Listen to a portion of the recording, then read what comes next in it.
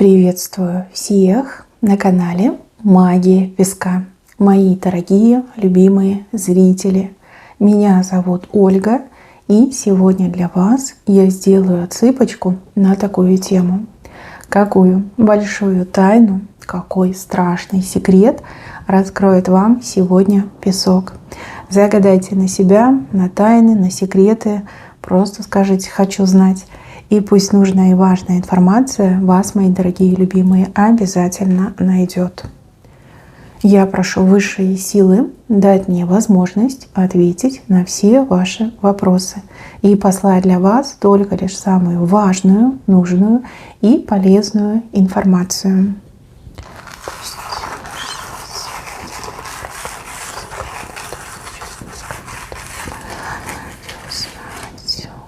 Ого! Так, цепочка готова, прям глаза разбегаются, не понимаю, с чего начать. Ну, давайте начнем с хитрого мужчины, который пытается вами манипулировать. Он вам что-то говорит, типа на полном серьезе, что я там и то, и сё, и уйду, и уеду, и не увидишь, не узнаешь. А на самом деле он прям, знаете, подсознательно скулит и просит, что ну смягчись ты ко мне, да, ну разреши остаться, ну руку подай, да, ну что тебе стоит. Я уже тут не знаю, что придумывать, да, как на тебя воздействовать, а ты вот прям как каменная. Говорит, что вы каменная, что у вас сердца нет, что у вас души нет, что вы его, бедняжку, уже до такого состояния околения довели, что он уже не знает, что ему еще придумать. Может, в отместку, да? Может, проучить вас решил. Может, действительно проверяет вот вашу чувствительность, ваши границы. Он вам врет. Вот все, что он вам говорит, он вам врет. Да? Это какая-то игра, это манипуляция и желание, чтобы вы его пожалели, либо чтобы вы его уговаривали, чтобы вы его там возле себя оставили, да, вот, может врать, кстати, и по поводу и здоровья, и состояния, и денег, и личной жизни, да, вот очень хочется, чтобы вы пожалели и оставили рядом с собой. Смотрите, у кого-то это парень, жених, муж, а у кого-то это даже может и брат быть, и даже ребенок, сын, да, ну либо внук, например, да, вот какой-то вот мужчина показан. Еще большая тайна заключается в том, что что-то уже решилось по поводу вас. Решилось на каком-то прям не одном, но очень высоком уровне. Там может быть несколько уровней, может быть несколько было согласований. Вот, по поводу вас что-то уже решено, принято решение, и это решение абсолютно положительное. Положительное для вас, положительное для вашей жизни. Но вы не узнаете о нем так быстро, потому что, скорее всего, из-за какой-то бюрократической проволоки, либо из-за каких-то там инструкций, правил, это решение придет к вам, в течение, не знаю, дней 30, не раньше, да, вот 30, может, чуть побольше. Вот, вы можете там, беспокоиться, если вы понимаете, о чем речь идет, да, вы можете пытаться там узнать результаты, на каком этапе рассмотрения вашего дела, а вам могут говорить, что типа информация закрыта, либо информации нет, типа идите гуляйте, раз ничего нет, значит не мозольте тут, да, какие-то вещи вам будут говорить. Но вот мне идет, что решение уже принято, что уже все согласовали, решили, и вроде как решение очень положительное в вашу сторону идет. Где-то, да, через 30 дней, чуть больше, чем 30 дней, вот наконец-таки вы получите эти результаты, наконец-таки вы обо всем узнаете. Еще, тут больше как секрет. Секрет заключается в том, что некая женщина вас очень боится. И боится она вас не просто так, а из-за своей глупости. По глупости эта женщина в свое время решила, что, я там великая колдунья, пердунья, да, я могу там все, что хочешь, да, наколдовать. Может, ей там книга по магии случайно досталась, либо она где-то в интернете ее скачала. И она такая, все, будем колдовать, да. И чем больше она на вас колдует, тем больше у нее несчастье в жизни происходит. И она такая: стоп, не поняла, а что происходит? Я тут не себе колдую, не на себя, да, порчу навожу, я на нее порчу навожу, либо там на него, потому что вы, мужчина, смотрите мою отсыпку. Вот мне идет, что все, что она вам желает, возвращается к ней, причем каким-то очень каверзным образом, да. Вот как с другой стороны, она вправо направляет, а к ней слева прилетает. Вот как-то так мне идет. Ну, не колдунья она никакая, а выскочка. И ее, я так понимаю, небеса наказывают, да? А может, у вас защита суперсильная, да, у вас там, возможно, родовая защита. И вот к ней все назад и возвращается. И она уже в панике, она такая: блин, что делать, как себя защитить, а вообще что происходит? Вообще думает, что вы как исчадие ада, да? Что вас ничего не берет, а у нее все значительно ухудшилось. И я даже больше скажу, у нее и дальше будет ухудшаться, потому что она в такое полезла, во что лезть было нельзя, особенно в отношении вас. Да? Ей нужно было обходить вас 10-й дорогой и даже не смотреть в вашу сторону. А она тут возомнила, что она все может. Ну, теперь как бы отгребает потихонечку, да. Не сладко ей, не спокойно ей. Паника, истерика и страх показан. Так, и еще вот здесь тайна касается вашего окружения, и тайна касается некой женщины, которая и вашим, и нашим. То есть, когда она с вами вместе, она кого-то осуждает. Когда она вместе с тем человеком, она вас осуждает. У нее какая-то, знаете, позиция флюгера, да, куда ветер дует, туда она и поворачивается. И вообще, мне кажется, что у нее даже своего какого-то особого мнения нет. Нет, она какая-то приспособленка, либо какая-то угодница, да, что вот с кем я рядом, тому я и служу, угождаю. И что в этой женщине вызывает особое отвращение, это то, что она вот всегда вот как будто бы я клянусь, да, я клянусь, вот там чуть ли не на Библии, либо там на Коране, на чем-то она там Богом может клясться, там детьми может клясться. Ну, это вообще какой-то сюр на самом деле. И эта женщина, она просто либо настолько глупая, либо настолько хитрая, что даже страшно себе представить. Вот, и вашим, и нашим. И еще мне идет, что возможно, эта женщина сама провоцирует некие разговоры, да, типа: а давай поговорим о том-то человеке. И вот послушает, что вы там рассказали, идет к этому человеку и, значит, там докладывая, да, уже с тем человеком вас обсуждают. Какая-то она странная, честно странная. Возможно, она от вас помощь получает, да, потому что вы верите, доверяете. И от того человека она тоже помощь получает. У кого-то еще может отыграться, что эта женщина специально провоцирует и раздувает скандал, либо напряжение между вами и тем другим человеком. Ну, потому что и тут я могу получить, и там я могу получить. А если люди будут нормально общаться, либо помирятся, то лавочка прикроется. Потому что она вообще какая-то подстрекательница, да, ну, потому что логического объяснения ее поведению, ну, я не могу найти. Да, скорее всего, подстрекательница. Дальше. Вот здесь показывают некого человека-манипулятора, который к вам тянул свои руки, и вы как будто бы по рукам прошлись. Вы, наверное, даже не почувствовали, что вами хотят управлять, манипулировать, но какая-то ваша реакция, либо какое-то ваше ответное действие как будто бы по рукам прошлись. А руки длинные, и видно, человек так мастерски их тянул в вашу сторону, а вы как-то по ним прям ногами прошлись по этим рукам. Руки до сих пор болят. И этот человек на вас смотрит с неприкрытой злобой, да, потому что так еще никто не унижал, как вы унизили. Видно, манипулятор там с короной на голове. Ну, либо ему попадались достаточно простые, доверчивые люди, да, которых можно было легко в свои сети заманить. Но вы прям по рукам прошлись. Кто на вас волком смотрит, косо смотрит, это он, это тот человек, который пытался манипулировать. Ну, либо она, да, может, это и женщина была. Как вас так угораздило, я думаю, только лишь Богу одному известно, но вы это сделали.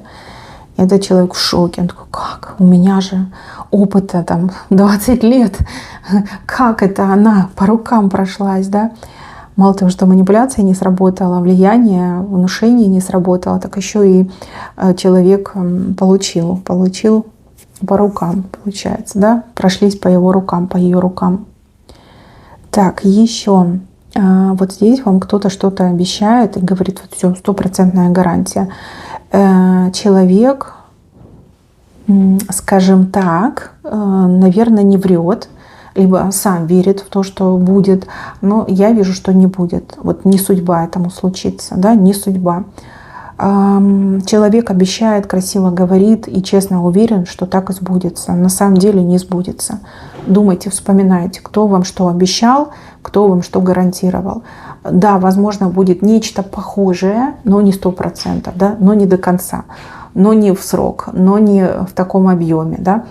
Возможно, какой-то форс-мажор. Возможно, там в принципе невозможно исполнить то, что человек там сам себе придумал. Но вот идет мне, что не со зла, не специально, потому что сам верит, поэтому и обещает. Так, еще. Вы куда-то хотели ехать, либо собирались ехать, поезжайте. Поезжайте. Почему? Потому что чем дольше вы не едете, либо чем больше времени пройдет, тем сложнее потом будет поехать. Не могу сказать, по какой причине, но движение будет очень сложным. Да? Либо сейчас едете, и там съездили, вернулись, да? Либо взяли и уехали. Либо потом уже будет очень сложно доехать, уехать, в принципе ехать, да.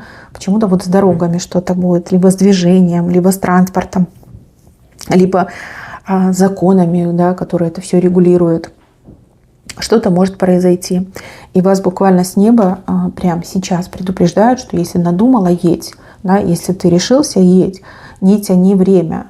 Чем дольше, тем больше, да, чем позже ты выйдешь, тем больше будет проблем. Может, вообще не получится выехать. Вот как-то так показано.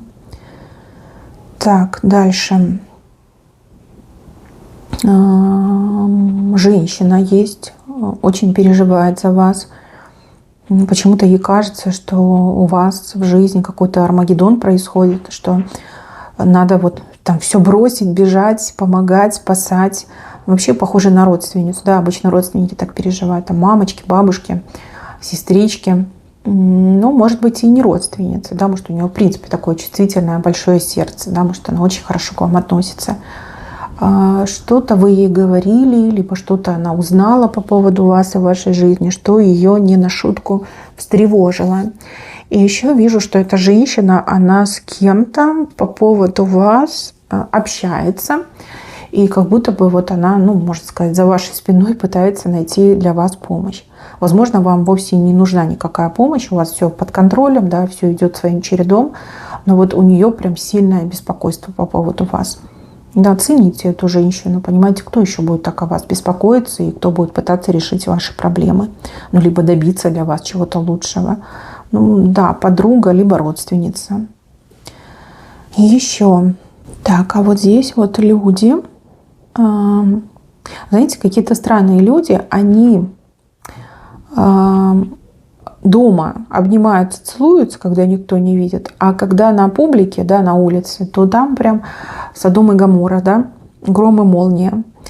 Как будто бы прям не могут они, да, на каком-то даже расстоянии, да, друг друга переваривать. Какая-то хитрая позиция в жизни, что-то в этом есть. Что-то есть, какую-то выгоду получают. Либо это какой-то хитрый план, всех обмануть хотят. Но вас обмануть трудно, я это вижу. Ну, то есть глаза вам говорят одно, а сердце вам подсказывает другое. Поэтому в данном случае глаза ошибаются, а сердце правду говорит. Действительно, это игра на публику, да? Специальная игра на публику.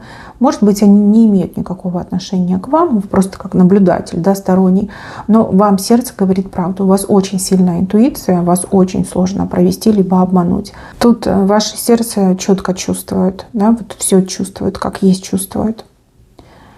Так, здесь старое дерево, типа пилить, да, кто-то хочет спилить это дерево. Мужчина смотрит в одну сторону, женщина в другую сторону, да, по разные стороны дерева стоят. А я вам так скажу, это дерево, его попробуй еще спили, оно не будет пилиться, оно не поддастся никакой пиле, никакая пила его не возьмет, ни топорного, ничего не возьмет. Дерево выглядит таким не очень, да, но на самом деле оно очень живучее и крепкое. И это дерево, оно как будто бы в спячку впало, да, вот там медведи в спячку впадают, там кто, ежики. А тут дерево впало в спячку. Хотя, в принципе, да, зимой деревья тоже в спячке. Они не цветут, не зеленеют, они сбросили листву и все, и стоят голенькие. Вот и тут такое дерево, как будто бы в спячке. Мужчина и женщина, я так понимаю, решили это дерево спилить, кедрине, фени, да, чтобы не мозолило, не отсвечивало. Но его нельзя спилить, оно не пилится. Вы, конечно, можете попробовать, но вот впустую тратить силы, это, конечно, не камильфо. Мои дорогие, вот кто надумал расставаться, разводиться, разъезжаться, не получится. Не получится, потому что у вас кармическая связь, и вам еще жить и жить вместе, да, еще очень много вопросов нужно будет решить и достижений совершить. Ну, не отпустят, судьбой венчанной мне идет. Вот, может, вы и не венчались, но судьбой вы венчанной мне идете. Поэтому я вас должна заранее предупредить, да, раскрыть вам эту большую тайну, этот вселенский сговор. Ну вот не деться вам никуда друг от друга. Я понимаю, что вам тяжело вместе, и между вами тут прям волна недопонимания, и ссоры, и какие-то нехорошие моменты были. Но вы это все перешагнете и дальше пойдете. Впереди у вас плоды на дереве, понимаете, плоды. Это не обязательно про детей, возможно, у вас уже есть общие дети. Плоды — это ресурсы, это результаты, это то, к чему вы должны прийти. Да, сейчас вы живете плохо, а в будущем будете жить хорошо. Возможно, вот это время, когда вы обтираетесь буквально друг об друга, да, делая друг другу больно, вот, оно на самом деле какое-то волшебное, целительное.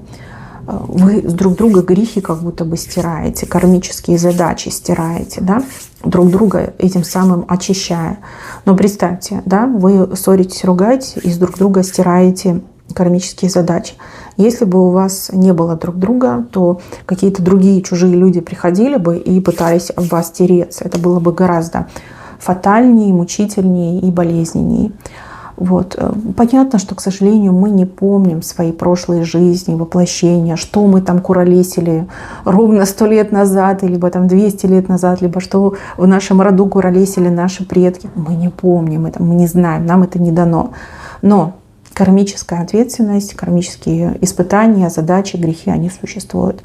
И бывают люди, вот посмотришь, просто человек как святой, да, вот прям не к чему придраться. Но у человека такая тяжелая судьба, потому что карма рода давит, потому что своя же ответственность за прошлое воплощение над этим человеком. Да, человек там палачом был, либо убийцей, либо человек был, не знаю, там, интриганом, предателем, да, по вине этого человека там люди погибли, понимаете? А в этом воплощении человек как божий одуванчик живет. И жалко, а с другой стороны понимаешь, почему. Вот, отрабатывая, да, вот и у вас получается, что вы два кармических человека встретились, вас соединили, и вы вот через друг друга это все отрабатываете. Счастье будет, точно будет. Такие кармические браки, они всегда счастьем заканчиваются. Так что не спешите, дерево это не срубить, вот как ни крути. Оно супер живучее. Это дерево, оно как жидкий терминатор, заново восстанавливается. Ну, шутки шутками, как бы. Я думаю, что вы понимаете, о чем речь идет. Вы уже тоже об этом думали. С вашей-то интуицией уже давно это все разгадали. И без меня, и без песка. Так, еще с правой стороны. Угу. Звезда, знак больше, растущая луна. Желание. Либо вы что-то попросили, на что-то загадали. Смотрите, вы получите гораздо больше, чем просили, но когда на небе появится молодая луна. Если смотрите мою отсыпочку сейчас, в конце июля, то это у нас август. С 12 августа луна начинает расти до новолуния, день новолуния. Больше, знак больше. То есть вы получите больше, чем вы просили, больше, чем загадывали, больше того, о чем мечтали. Вот она звезда, вот он знак. Тут вообще руна Ера на самом деле. Да? Вот я сейчас увидела, что это руна Ера. 2 скобочки, одна туда, другая сюда. Как раз таки руна урожая, да, плодородия и результата. Дождитесь молодую луну. Вот она, видите? Вот он, ее серп. Вот, видите? Молодая луна. Дождитесь. Дождитесь, и будет вам радость. Вам, скорее всего, по судьбе то, что вы просите, ну, либо вы это заслужили, вы это заработали себе в копилочку, поэтому и получите. Раньше, чем новолуние, не получите. Это, конечно, грубо прозвучит, но правдиво. Ну, ждать-то недолго, да, что там 12-13 дней осталось. Вот если будете смотреть позже, посмотрите в лунный календарик и узнайте, когда у вас новолуние. Здесь прям серп совсем маленький, то есть это прям самые первые дни новолуния идут. Так, вот тут черепашка у вас еще показана. Черепашка, зуб, клык вернее, да, не зуб, а клык. И человек, который сидит, на себе волосы рвет. У кого-то очень сильно замедлились дела. И кажется, что вообще жизнь поставлена на паузу, ни туда и ни сюда. И что делать непонятно. А на черепахе кататься больше не хочется. Ну, не тот это транспорт, да, ну, неинтересно на черепахе кататься. Вообще не хочу. Вот этот клык говорит о том, что вот это замедление в вашей жизни, оно вам прописано по судьбе. Замедление не против вас, не наказывают вас так, а вас немножечко как останавливают для того, чтобы вы набрались сил, либо смогли аккумулировать достаточно сил, чтобы у вас выросли клыки. Клыки — это и есть сила, это главная, скажем так, сила человека. Мы, конечно, не звери, у нас клыки не такие развиты, как у тех же кошечек, собачек, либо у других животных, но тем не менее даже у людей клыки — это знак силы. У вас клыки должны появиться. Неважно, чем вы занимаетесь, что вы делаете, сколько вам лет, где вы живете, вот сила должна прийти, сила должна появиться у вас, поэтому и замедление. Если вы будете по жизни бежать, что-то делать, достигать, там, не знаю, веселиться, кутить, прожигать жизнь, вы не сможете достаточно аккумулировать силы. Поэтому вас немножечко и притормозили. Это не навечно, это не навсегда. Не навсегда. Поэтому все, хватит себя корить, ругать. Вы тут ни при чем, судьба тут ни при чем. Да, это задумали высшие силы, но не во вред вам, а наоборот на благо. Вам нужны эти клыки для будущих событий и побед. С кем будете драться, с кем соревноваться, чего будете достигать, не скажу, тут не показано. Но будущие, вот они, ваши события, они как дорожки, кривые дорожки, которые уводят вверх. Кривые не потому, что плохие, а потому, что вы об этом сейчас не думаете. Либо вам это кажется нереальным и невозможным. Так, в самом венце показывают восьмерку большую и тяжелую, и восьмерку маленькую и легкую. Также показан слон сидит, хобот задрал, еще и флаг в нем держит, да, с левой стороны. А восьмерки у вас с правой стороны.